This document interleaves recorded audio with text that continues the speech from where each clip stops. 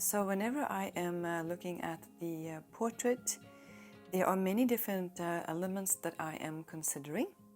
And so I'm going to be breaking down some of these concepts by creating some diagrams on top of this photograph right here, and just to help to show how I tend to analyze the different components of the visual impression. So while I'm using a photograph here, I also use these tools of observation when working from life. So let's first introduce beautiful Kamlika. She has this gorgeous silk outfit on. I'm not going to be talking about this though in these diagrams, but I will be really enjoying the painting process of this portrait and celebrating these colors as well. So anyway, for this particular layering, I'm not going to go into so much how to create value and color.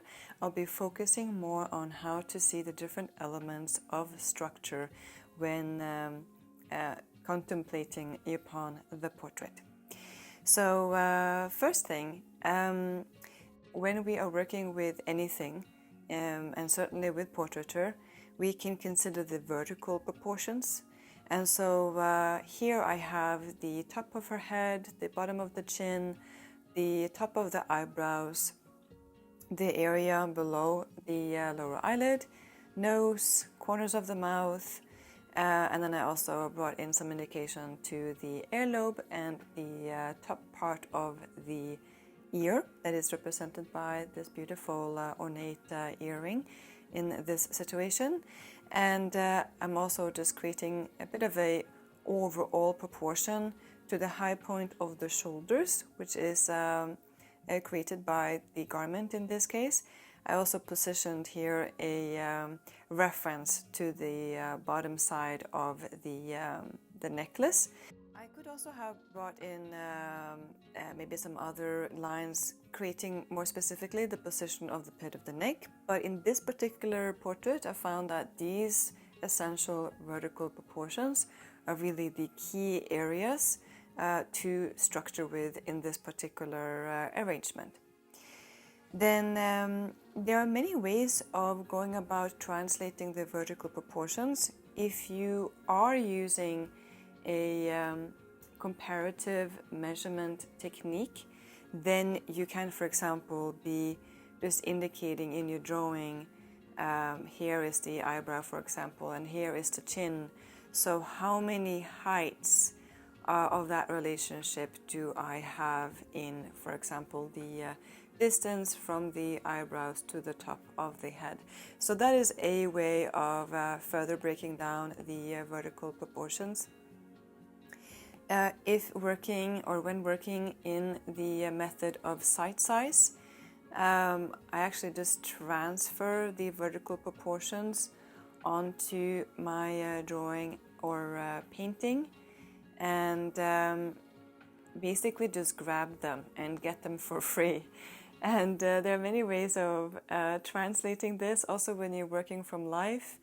Let's say if this area right here was indeed the canvas or the drawing board, and I either had a live model sitting next to it or a photograph, I can still use sight size to kind of just translate the scale that I am seeing something into the drawing and painting that I am working on.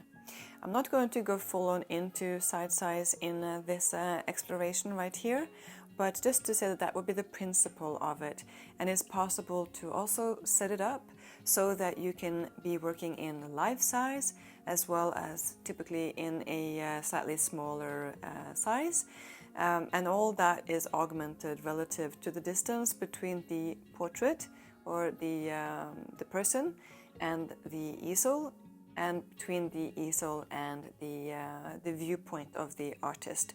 So when you want to use sight size and render a life-size portrait, you would set it up so that the canvas or drawing board would be immediately next to the live model or the photograph, so that they would be essentially on the same plane.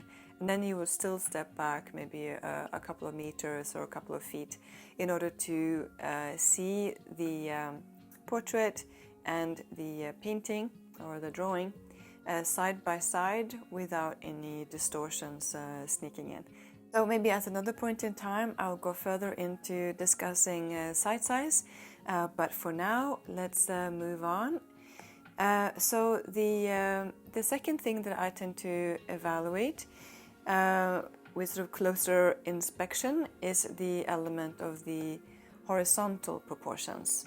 So in this situation, the major horizontal proportions would be the back of her head, the front of her portrait, maybe also the other side of the hair right here.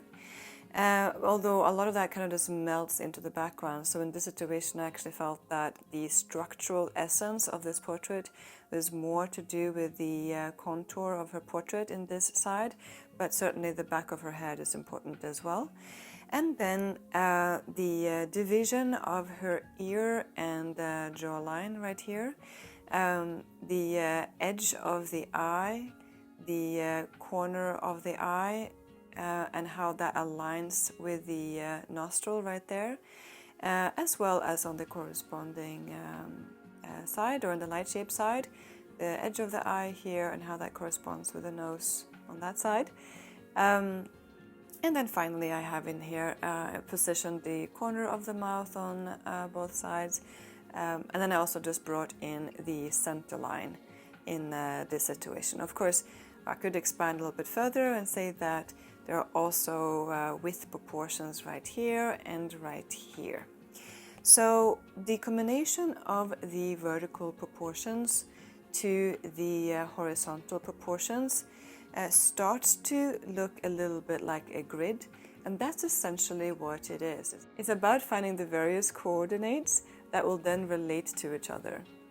So I'm kind of finding the height and the width, and sort of these little meeting points right here become essential key areas.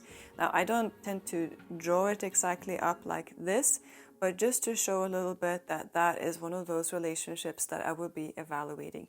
But instead of using an actual grid, I'm looking more at the relative proportions and gesture of the portrait and placing a more of a three-dimensional type looking grid on so in that particular context. So you'll notice too that I have a little bit of an inclination to some of these horizontal lines, and that is also just to express some of the gestural element and the alignment, for example, of her eyes. So we're dealing with a little bit of perspective right here. Maybe there could also be a portrait where there's a bit of a tilt to the head. So rather than having completely straight lines, I tend to allow my horizontal lines to echo the general direction of the gesture. So that it's sort of suited to that particular gesture and proportion for that particular portrait. I also use this observation technique or this principle when I evaluate other genres such as still life. So if I were to be working on a jar, for example, I'll be looking at the vertical proportions, and then I'll be looking at the widths from side to side. I kind of find some key areas there, creating the width from side to side. And then I would maybe working with kind of connecting some of these elements. It's not supposed to be drawing by numbers or painting by numbers or creating a sort of galaxy of points. That's not what I want to encourage here, but just to really develop a awareness of the phenomenon of the vertical and horizontal proportions. That's really at the foundation of evaluating the relative anchor points and relationships of the portrait. All right, so let's go further into it. Another element that I really like to evaluate in the early stages of a project is the center line. So rather than creating a fairly sort of vertical plumb line or center line, which can certainly be a really helpful tool as well, I just tend to prefer to bring in the center line of the subject matter in response to the actual position of it. So in the situation right here, I find that the center line speaks of the major plane breaks that also provides further structure to the portrait. So for example, by having the center line of the jaw right here and having the center of the neck right there, I can also understand and work upon the distance that happens between the center of the chin to the center of the neck, and that also speaks of a gesture and proportion that I'm interested in capturing at the fairly early stages of the project.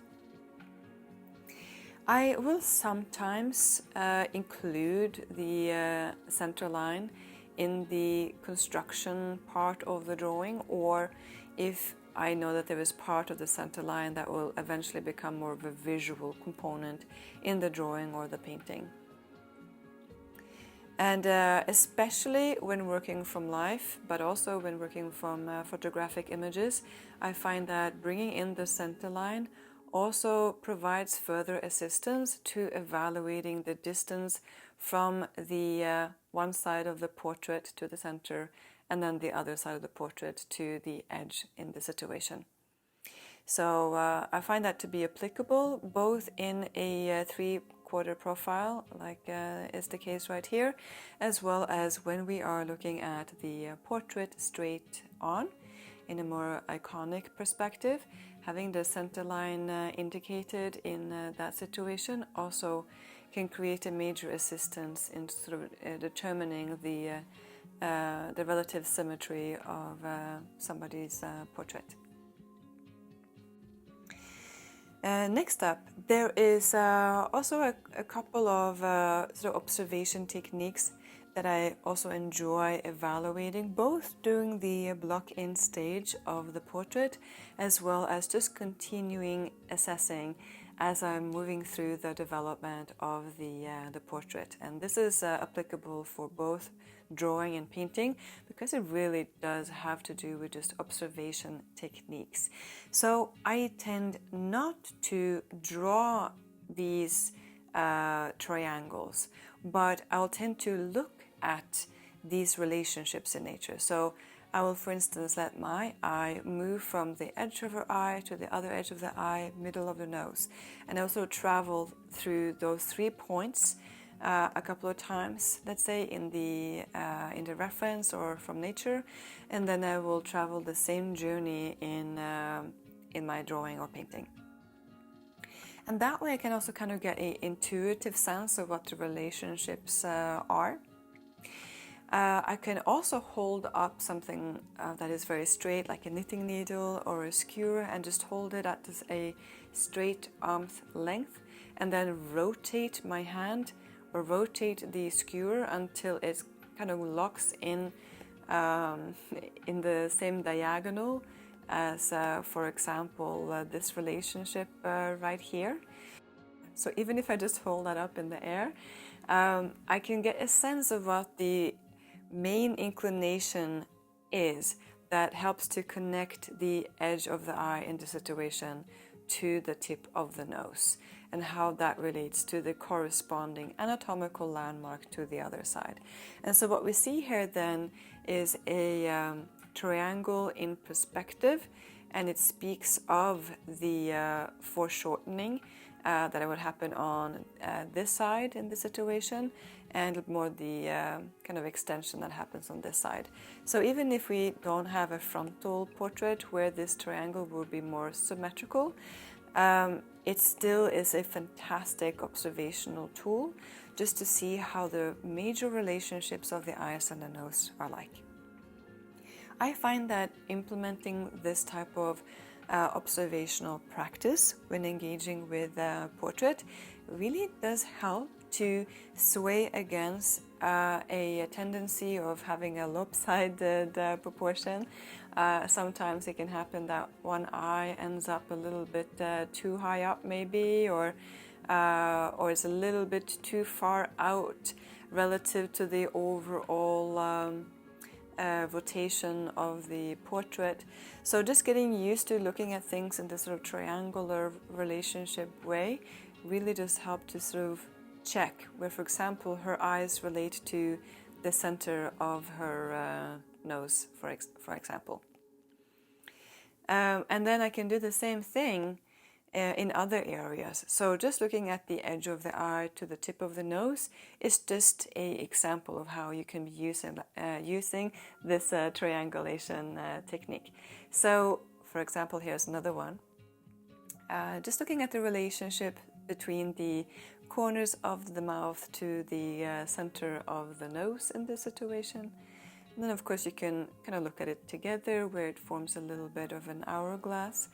I find too that even kind of following this journey, but looking into like a number 8, just letting your eye, again, I would not draw or paint this, but I would just be looking at nature and just travel back and forth into the corner of the eye, tip of the nose, edges of the nose or edges of the mouth, tip of the nose, edges of the eyes, and kind of just journey in that direction. And one can almost just intuitively build up a sensation for that particular journey and then translate it and make it more of a comparison to the drawing or the painting. From the beginning, as well as throughout the drawing and the painting process, I constantly cycle back to main points that I refer to as anchor points. So the anchor points are some of the points that we briefly had a look at when looking at the vertical and the horizontal proportions. You can kind of see how they're lining up and corresponding right here.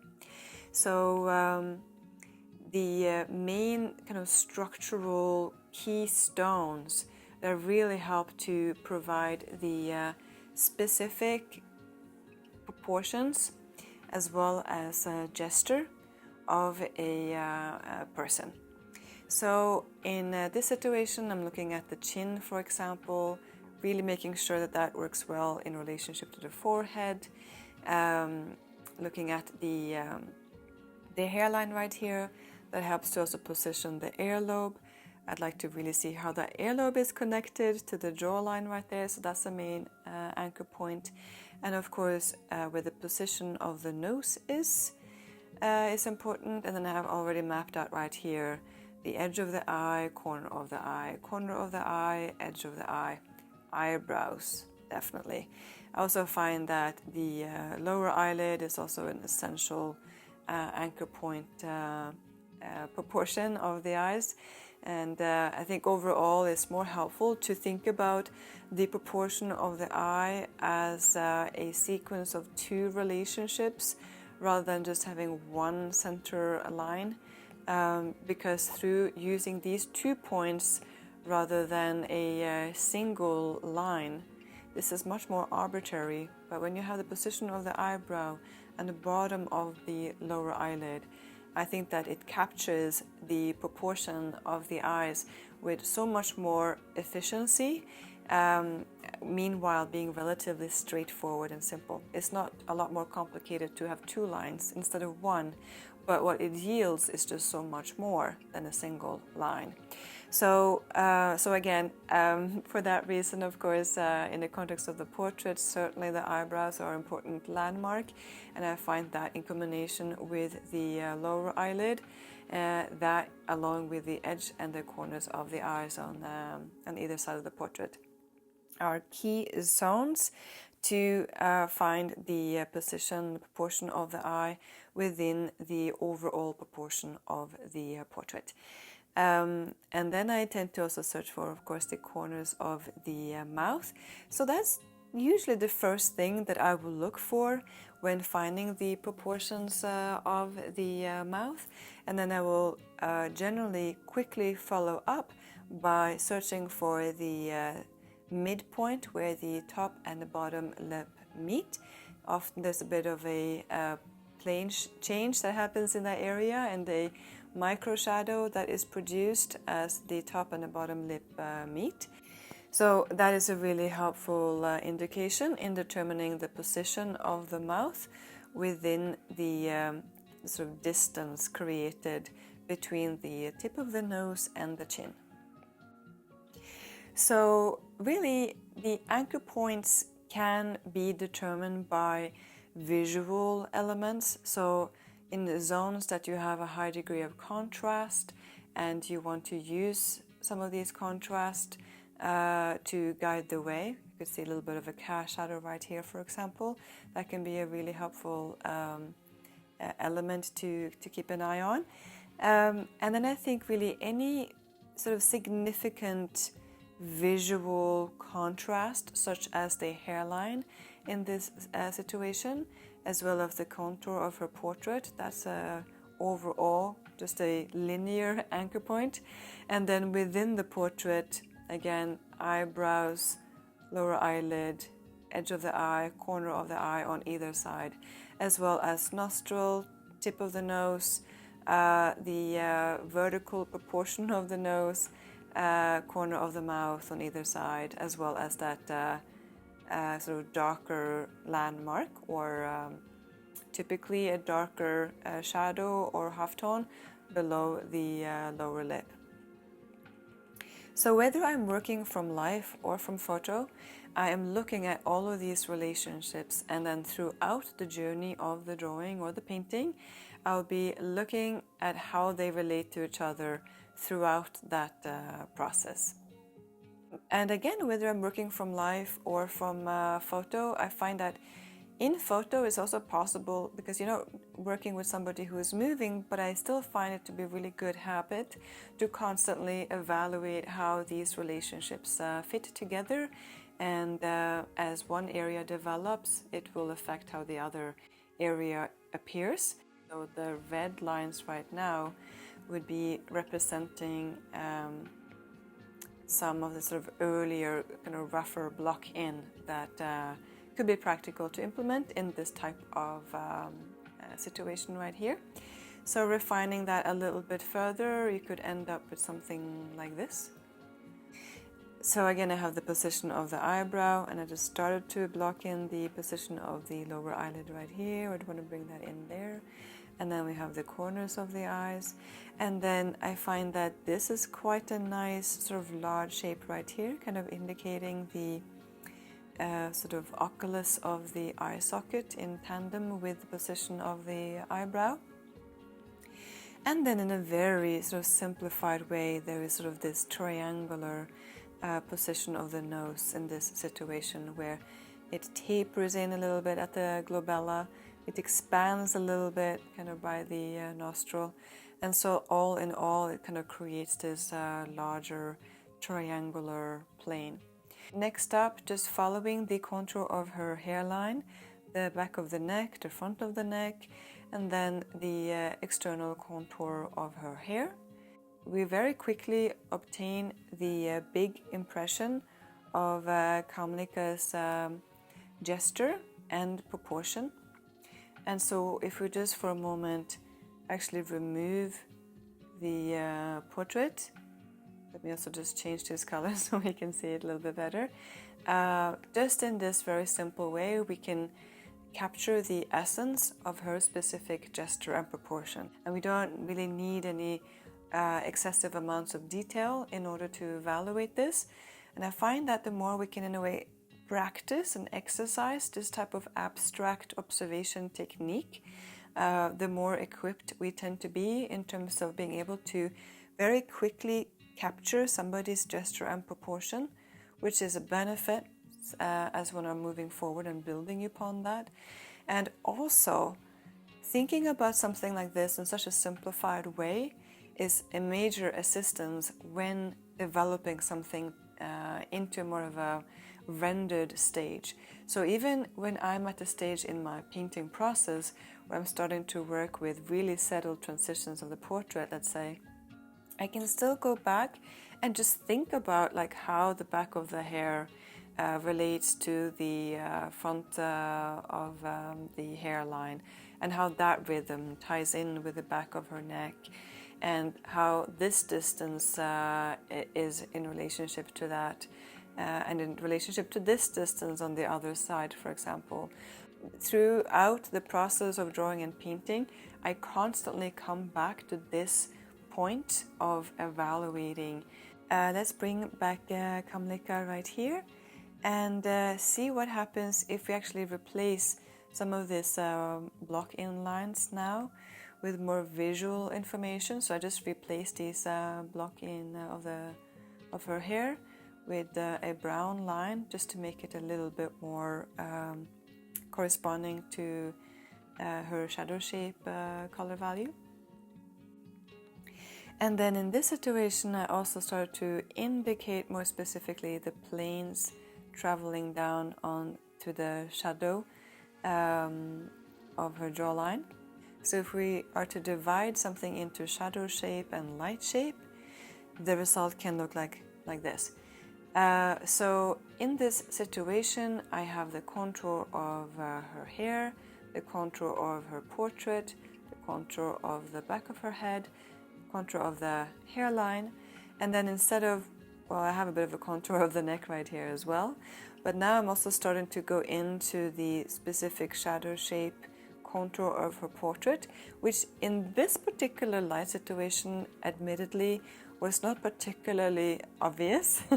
Sometimes the shadow shape can pronounce itself with a little bit more force, but I think that there's this beautiful light from the window, and quite a lot of light, I think. So the direction of the light is traveling from here a little bit at a diagonal.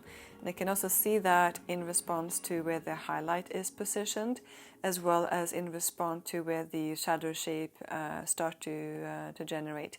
So, and also around the area of the nose, in this situation, I wouldn't really categorize this overall value as a shadow shape, but rather as a dark halftone. However, the nose does have a bit of a shadow shape characteristics linked to it. I would say that this bridge right here, maybe a little bit right here, as well as here, has a little bit of form shadow characteristics. So if the light was just a little bit more limited and didn't go over as far across the form, I think that we could probably have seen this edge right here being the beginning of the form shadow, and then there might have been a little bit more of a shadow shape happening right here. But since the light does carry over into that particular area also, it just resumes the category of a halftone. Meanwhile, the area right here, it's quite vague. It's not an obvious contrast, but because we do see a little bit of a tendency of the darkest area right here being right on that border, especially when we look at the jawline right here, we can almost detect that there is this band that is slightly darker right here, and then it becomes a little bit lighter kind of right next to it. And that's a telltale sign of a shadow shape phenomenon happening, because only shadow shapes will have ambient light or reflected lights, really. A transitional dark halftone does not have a ambient light or reflected light in the same way as the shadow shape. So what signifies the shadow shape is often that it will have a slightly darker contour, whereas the transitional halftones tend to just roam freely across the portrait. So I like to say it like this, that the structural definition of the shadow shape is in its contour, whereas other planes express their structure by having a variation of values, and those values are created in response to the various degrees at which the light meets that surface. The reflection on her nose, for example, is an area that receives quite a bit of light, and then her cheek receives a little bit of light right here, a little bit less than on the nose. And then as the plane starts to recede a little bit more right here, it becomes increasingly darker. And here we have the movement of the light again, moving more further across the form. We can almost kind of see how as the planes start to turn a little bit, they start to migrate away from the fall of the light and into what we can regard as the shadow shape in the situation, which I would position right here. This area is a little bit more elusive because when we squint down, everything is overall quite dark and quite soft. And what we're running into here, I think, is a bit of a similar situation as we're seeing right here. If she had been turned just a fraction more this way, or if there was just a little bit less light entering through the window right here, then I think that we would have seen this as a shadow shape, and this area right here could probably have been grouped as a shadow shape as well. But in this particular light situation, I would characterize the shadow shape as traveling right here, and then I find that it just helps to attach it to the hairline, and then I tend to group these values more as transitional halftones. One of the deciding factors is partly the telltale sign of the form shadow having a little bit of a darker contour, as we just talked about, but also that the shadow shape color value seems a little bit more flat, a little bit more unified, whereas the variation on the other side of this border have a little bit more changes happening.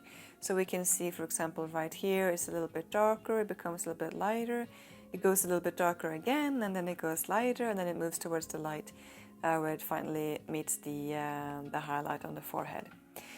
All right, so now let's dial this layer back and have a look at how this all appears if we're just looking at the division of dark and light and the division of the light shape from the shadow shape. Here is just tracing Kamlika's outline and shadow shape, and really just making a clear division between what is dark and what is light, as well as grouping the shadow shape together with the overall mass of dark.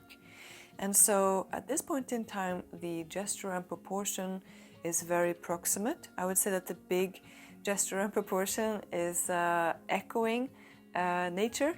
And once the gesture and proportion in the big impression is starting to come along, at that point in time, I tend to start to include more information or break down a overall main plane, such as the hairline right here, into maybe more sort of subtle variations, or in this situation I start to bring in a little bit more of the subtle plane shift that helps to promote the structure of the shadow shape contour. This again is in response to the zygomatic arch right here, and then the plane shift that occurs right there, and then kind of the attachment that this overall plane has to the contour of her jawline. The actual jawline travels in to past the shadow shape and attaches to the earlobe, and that is information I think is interesting to keep along the process as well.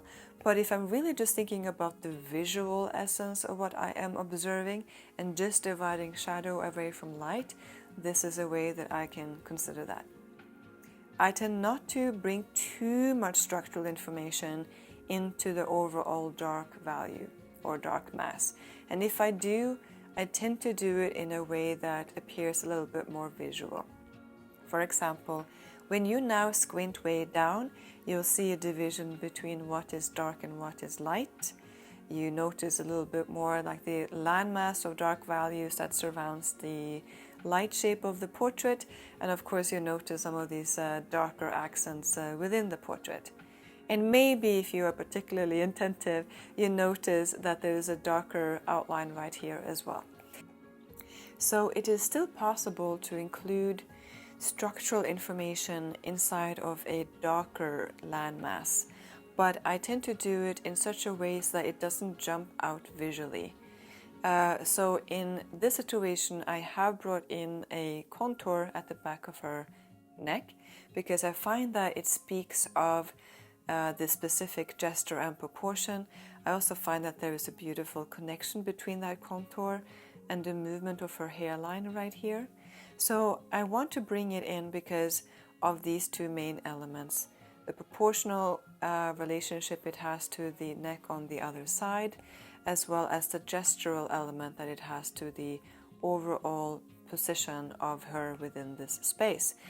Now, I did not want to bring it in with this type of line right here because it starts to visually distract from the big impression of that darker mass. So therefore, when I do include information that exists in such an area, I tend to do so in a way that doesn't compete with where I want to emphasize more contrast. So in this situation, I have a bit of a softer line. I have it overall surrounded with planes of values.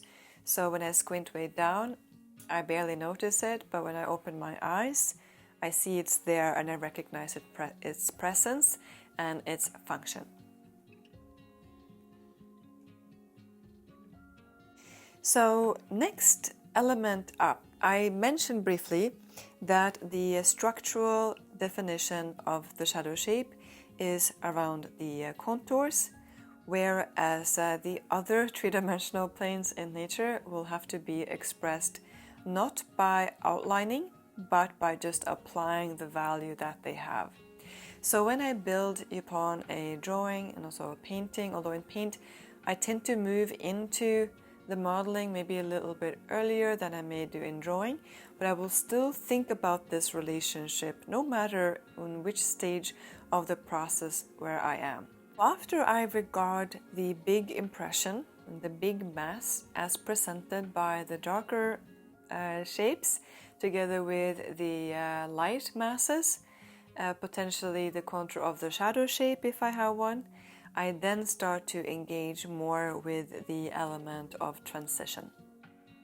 Transition to me refers to largely half-tone phenomenon. Of course, there is transition to be had in the background and in the shadow shape also, but the transitions that are active in the half-tone zones are, I think, particularly interesting and particularly challenging because they are so dynamic. When we look at the shadow shape right here, that really tells us about the structure of the shadow. Great, so we have that in place and we can use an overall simplified color and value to have a very quick impression of the shadow. So all we really need and want from it, at least at a early stage, is the placement of it, the structural and the gestural position of it. When it comes to the halftones, they tend to flow freely, and in a way they tend to flow across the planes in a multitude of directions. I can see planes kind of moving in this directions as well as this direction. I can see kind of shapes that are more of in a diagonal position. So there is a little bit of a kind of crisscross of planes that flow across the form in an infinite amount of directions. When we work with anything that is three-dimensional, we are working with planes, because anything that has form has planes. And we all recognize that a table has a top part and a side part. And so those are very large planes. We can talk about the top plane or the side plane of the table. It's not too different in terms of the portrait, but there's just so many more planes that we are working with. And these planes depict the specific likeness of a person as well as the underlying structure of their skull and their anatomy, their muscle and their tissue. So in response to the three-dimensional form, the light will travel across the plane or the planes in different ways and therefore express the different values that we see. The planes have an infinite amount of directions that they are moving in. But when we are translating these planes through the value variations that they create, we in a way have to conceptualize of them. We have to intellectualize them. because we are not able to, in the context of the two-dimensional depiction of with drawing and painting, able to express all the multitude of phenomena that does indeed exist in nature. So our task is to translate the three-dimensional form into a two-dimensional structure, and in that journey we have to select and we have to choose. And so when it comes to choosing the directions that the planes should travel, I find this to be so fascinating, because how you develop that sensation to express what you see in a plane or in a multitude of planes in somebody's portrait can be unique to you, will be unique to you, maybe will be different than another artist. So in how I look at these phenomenon, I tend to cross-hatch, because in the process of cross-hatching, I'm able to express some, at least, of the directions that the planes move. I also tend to cross-hatch in the direction that I find is conducive in order to express a particular value variation or shape design that I am interested in. So let's see, if we look at the area right here, we could almost detect that there's a little bit of a fluctuation happening in this particular zone, moving from the edge of the eye socket towards the temple. There's almost as if there's a bit of a darker note happening right here, also in response to the movement of the plane. So if I were to just circle these halftones that I'm seeing right here, I see some really interesting shapes occurring. But of course, if I actually circle the halftones, it starts to look a little bit like a camouflage pattern. So instead of creating a contour around my halftone planes, I work towards finding their particular structure while also finding their particular value identity and how that value relates to the other surrounding values. And so in something like this area right here, I kind of see this triangular shape taking form and kind of this circular shape right here. Rather than creating an outline, I will just work with the direction of that kind of given plane in conjunction with the direction of the plane cutting across. And then eventually, through that process of cross-hatching, I'm able to then fish out really specific shape statements of the halftone world, and also be truthful to the fact that they are really fluid forms that migrate with a sense of flow and softness across the portrait. So in this diagram, I just started to bring in some kind of larger directions of planes, and in the drawing process of this process, you will see this done with a much greater degree of care and finesse. So this is really just to show more specifically, the major directions that I'm looking for as I'm working with Kamlika's portrait, but also this would be the same thinking process and visual engagement that I would have with anybody's portrait, as well as any three-dimensional form, portrait or still lifes or whatnot. So I sort of see a little bit of a tendency of some of these values being quite parallel to the shadow shape right here. Some of the halftones tend to move a little bit across, almost as a continuation a little bit from the zygomatic arch. I see some that flow in a different direction. I almost want to catch the momentum that some of these planes have, and allow them to flow in that direction, but catch them also with planes that go in an opposite direction. I see this overall plane that ties the temple and the edge of the eye together and kind of moves into the forehead, sort of a large plane structure there.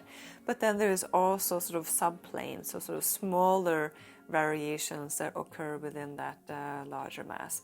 And that is also especially active around the areas of the features where the planes move rapidly. So even like the area of the nose, it's such a protrusion of the overall plane of the face, and in response to having a rapid sequence of smaller planes, this is why we're seeing so much activity of value variations in such areas. When rendering the portrait, both in the context of drawing and painting, I think one of the main challenges are to vocalize the uniqueness of some of these shapes, at the same time tying them together with a big impression. So to make sure that not one area is disconnected from the big perspective and the big impression that we see when we are squinting, for instance, but really just seeing how all this amount of detail and subtle variation fit together with a bigger perspective. Paradoxically, in the context of a portrait, usually having more variation, not less, especially as a project is being completed, is helpful in order to create that illusion of unity without falling into this situation where the portrait is a little bit generic. And a sort of generic form handling would just look a little bit more flat in comparison to something that looks more dimensional and more rounded. So that's food for thought. All right, so I'm going to move forward right here and actually show you more specifically what I mean. So let's first bring in this mass of darker hair right here. So if I were to just simplify this and think more in the realm of paint, where I'm not operating with line, but I'm operating more with a even, maybe an opaque layer of color and value. In the context of painting, the portrait could look something like this. And then moving forward, the kind of larger planes of her portrait could look like something like this, where I have the trinity of the darkest masses, the shadow shape, and the light shape. So I think about it as the darker mass right here, together with the shadow shape. I just decided for them to share the value in this situation. And then we have the darkest transitional halftone, and then the light shape. So if we were to just divide this into three major values, the painting or the underpainting process could look like something like this. And this is my point exactly, that in this situation, you can maybe get the big impression. And in fact, in the journey of painting, approaching something like this can be quite helpful, because you very quickly translate the gesture, proportion, overall big impression. But you don't get the subtlety of the transitional halftones that really start to make somebody look real and three-dimensional and alive. So on that note, this is also why once one have indicated the big impression of a project, it is then helpful to work with the subtlety of the form. I'm not going to go into that development in this layering right here, because I don't want us to develop into a digital painting. So in fact, in the December month, I'm going to show you in action how this portrait will develop in the context of painting. I hope now that you have further insight into at least what I'm thinking about when I'm evaluating the portrait. And independent of if I'm working in the medium of drawing or painting, I use very, very similar observation techniques. And when I'm painting, of course, I do add on the component of color and value observations as well.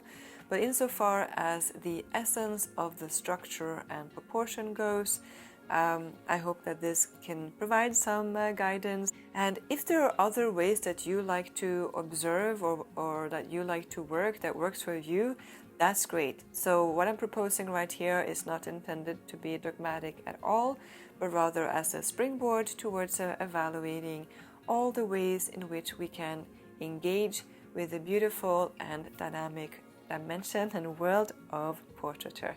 So thank you so much for watching.